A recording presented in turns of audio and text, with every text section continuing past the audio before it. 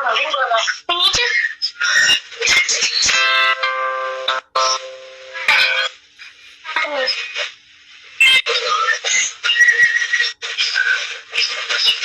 What's going on?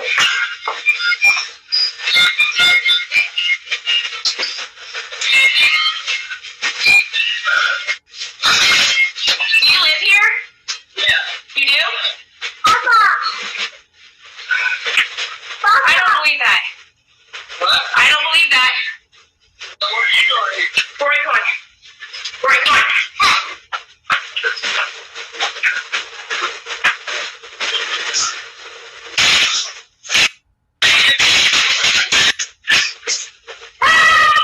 They just left the store?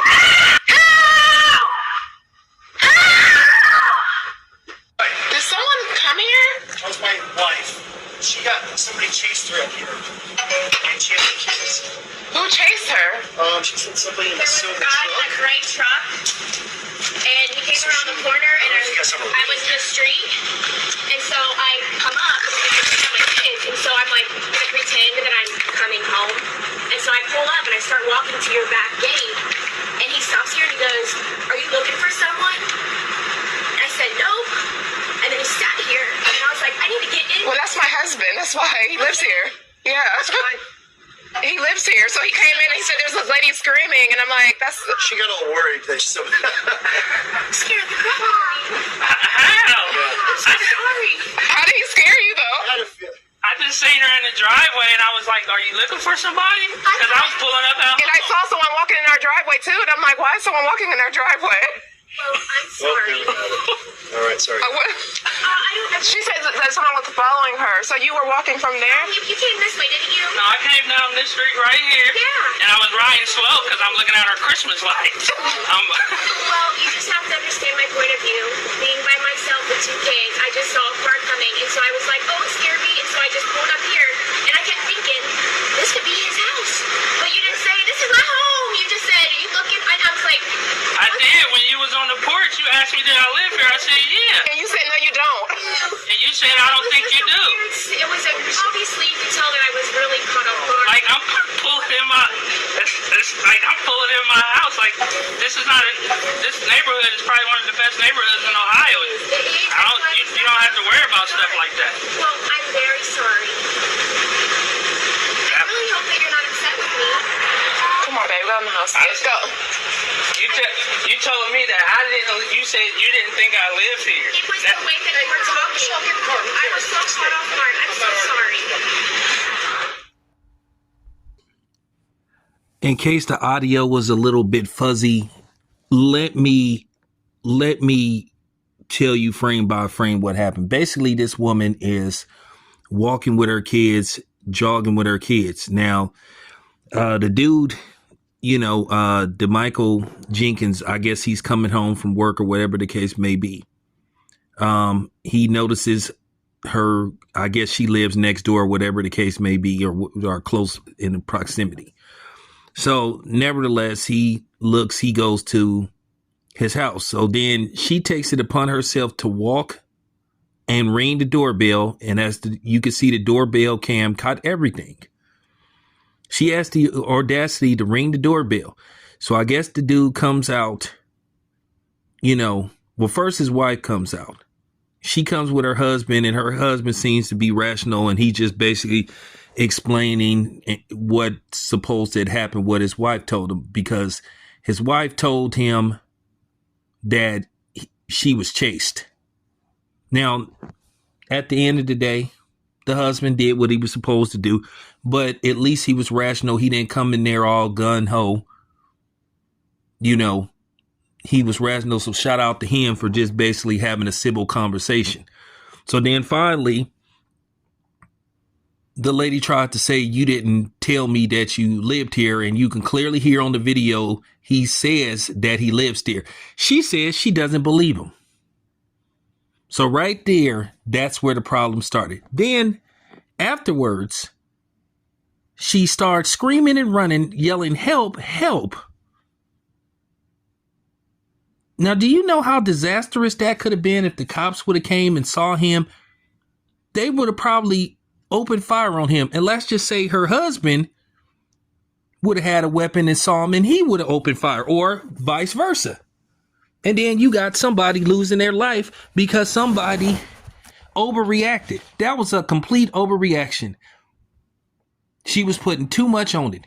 Once the man said he lives there, that should have been end of the story. She should have. But for her to say, I don't believe you. First of all, he doesn't have to prove that he lives there anyway. If he says he lives there, he lives there. And at the end of the day, if you felt that threatened, why did you come knock on the damn door? At the end of the day, this could have been all of what it is. She would have just minded her own business, let the man be. And that's the problem. And then she says in another video, she didn't know the dude was black. How many white dudes you know that got dreads? It happens, but it's rare. And for her to try to play dumb and say she didn't know the dude, when you can just clearly look at the dude's picture and see the dude is melanated, that she thought he was white. See, she trying to play that card, that role, to try to make it look like that his race didn't have nothing to do with it and that she didn't racially profile him. So she was smart about that. And that's why she made the recording, because she already knew what was going to happen. That's why she told the story when, I went to a neighbor's house and the neighbor said, are you talking about the black family? Oh, I didn't know he... See, this was calculated. She knew just in case something happened or an investigation was ran or more information came out about what transpired. See, she already had it prepared. So she could try to play the role of, I didn't know he was black and I'm not a racist. And you're going to have some people that's going to buy that. I'm not buying that bullshit. I'm not buying that. That is utter complete foolishness. And if you believe that crap, it says a lot about you. Don't be naive. She knew damn well that dude was black. A white dude with dreadlocks. Like that's common. Like there's a whole bunch of white dudes walking around with dread. Stop it, lady. But it was, I mean, at the end of the day, she could have caused a serious problem up to and including somebody losing a life, whether it be him or whether it be her husband.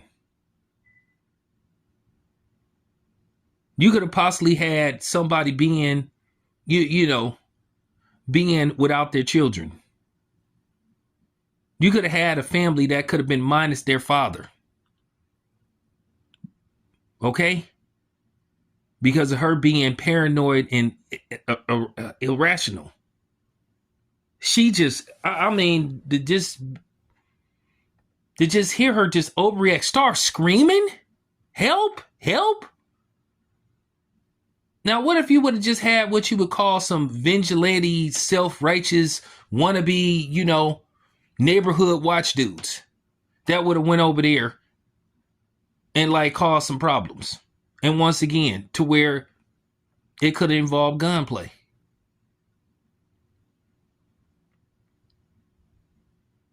And then she's on social media trying to play the victim. And then she goes over there and say, well, I'm sorry and all this kind of stuff. And her husband, you could hear him say, hey, just get in the car. And I think her husband already knew what was happening and what was going to happen. Probably right now, he probably saying that was just dumb what you did. He probably told her in the car, you know what's probably going to in all likely happen. And not that I'm siding with her husband, but I could just tell when he said get in the car, he was like, okay, you done screwed up. And she did. I'm not buying nothing that she's saying on social media. She's saying that she tried to apologize. I wouldn't take her apology. I would go as far as putting a restraining order on her. I would get a restraining order put on her to where she can't even come on my property. Now, keep in mind, she's so paranoid, but she knocked on the door. She's so paranoid, she told him that she didn't believe that he lived there. And then once again, she tried to lie on social media and say that he didn't tell her that he lived there. He doesn't have to, but he did. And I mean, you can see her lying through her teeth. And that's the sad part about this. I'm glad that everybody left the situation unscathed. But boy, based off what she did and how she just over dramatized a situation.